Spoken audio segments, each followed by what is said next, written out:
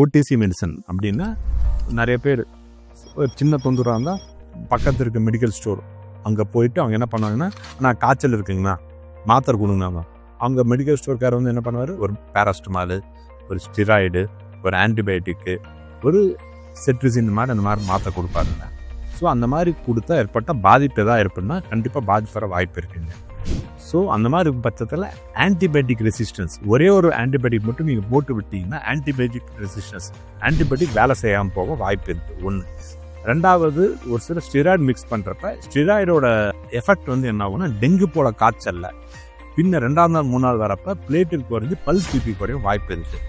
So நீங்கள் சாதாரண சளி காய்ச்சல்னா ஒரு பேராஸ்டமாலோ இல்லை ஒரு செட்ரிசின் மாதிரி போது ஒரு மாத்திரை 2 மாத்திரை போட தப்பு இல்லை. பட் அதனால 24 மணி நேரம் ஏதாவது தொடர்ந்து இருந்துச்சு, இல்லை ரொம்ப டயர்ட்னஸ்ஸாக இருக்குது, இல்லை காய்ச்சல் வந்துக்கிட்டே இருக்குது, இல்லை வாந்தி வருது, தலை சுற்றுதுன்னா உடனே மருத்துவர் அணுகிறது நல்லதுங்க.